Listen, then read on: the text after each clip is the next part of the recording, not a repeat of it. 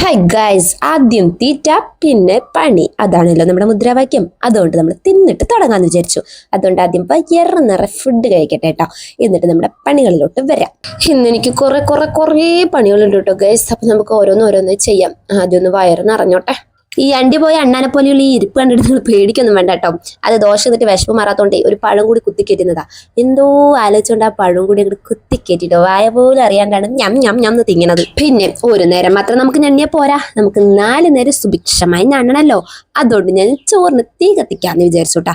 അപ്പൊ തീ കത്തിക്കട്ടെ, വെള്ളം വെക്കട്ടെ, അരി ഇടട്ടെ. അയ്യോ വയ്യായേ, ഈ പണ്ടാര തീയാണെങ്കിൽ ഒന്ന് കത്തണില്ല. തേങ്ങ മനുഷ്യൻ ഊതി മനുഷ്യന് ഉപ്പാടളകി. ഷെടോ, ഇതിൻ്റെ ഉള്ളിൽ തീ.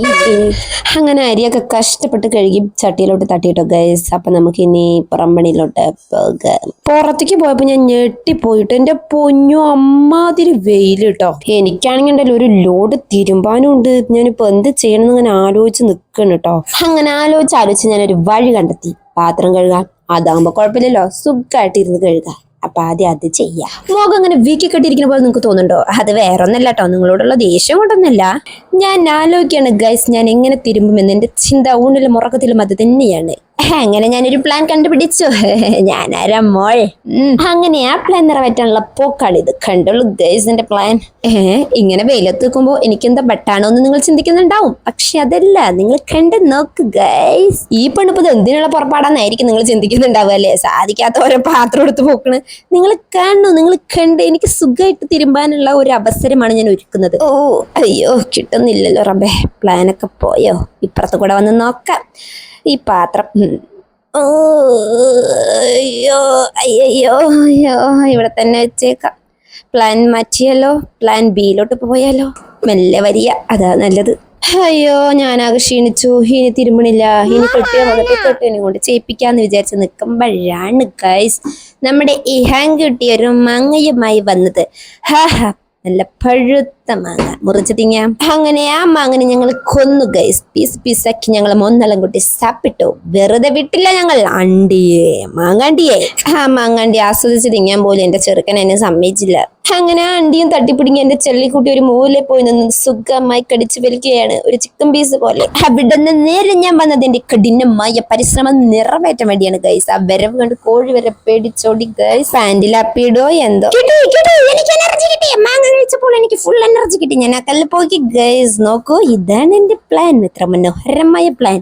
ഇനി സുഖമായി ഇരുന്ന് തിരുമ്പാം. നോക്കൂ, കാറ്റും കൊള്ളണ്ട, വെയിലും കൊള്ളണ്ട, സുഖമായി ഇരുന്ന് തിരുമ്പും ചെയ്യാം. ഇനിയേക്കാൾ ഇവിടെ തന്നെ ഇട്ടാലോ. Idea can change your life. അങ്ങനെ എന്റെ പ്ലാൻ നിറവേറ്റിയ സന്തോഷത്തിൽ ആ മൊത്തം തുണികളും വെറും 10 മിനിറ്റ് ഞാൻ തിരുമ്പിയെടുത്തു. ഇതൊക്കെ എനിക്ക് എന്ത്. അങ്ങനെ എന്റെ തിരുമ്പലും കഴിഞ്ഞു, അതോടൊപ്പം എന്റെ കുളിയും കഴിഞ്ഞു. അങ്ങനെ അടുത്ത പ്ലാൻ എന്താന്ന് നോക്കുമ്പോഴാണ് വയറുന്നൊരു വിളി. സ്വാഭാവികം, വിശപ്പിന്റെ. എനിക്ക് വിശപ്പിന്റെ അസുഖമുണ്ട്.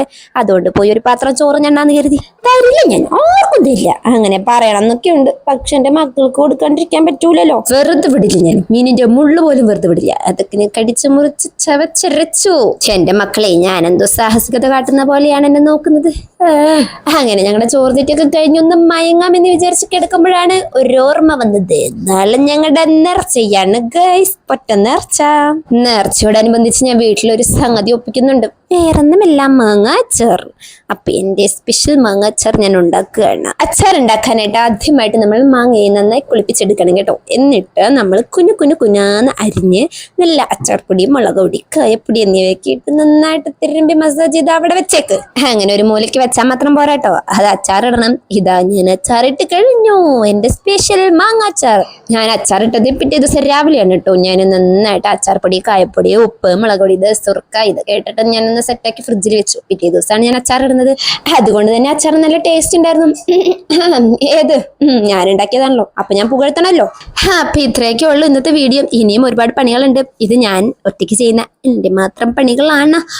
അപ്പോ ഞാനൊരു കാര്യം പറയാൻ വിട്ടുപോയി. നിങ്ങളെല്ലാവരും നമ്മുടെ പൊട്ട നേർച്ചയ്ക്ക് വരണേ കേട്ടോ. ഏപ്രിൽ 4-നാണ്. എല്ലാവരും വരണേ. അപ്പൊ ഈ അച്ചാർ ഞാൻ ഡപ്പയിലാക്കി വെക്കട്ടെ, അല്ലെങ്കിൽ നേർച്ചയ്ക്കൊന്നും ഉണ്ടാവത്തില്ല. ഞാൻ കോരി തിന്നു. ഞാനൊരു അച്ചാർ പ്രാന്തിയാണ്. അപ്പോ ഓക്കെ, ബൈ.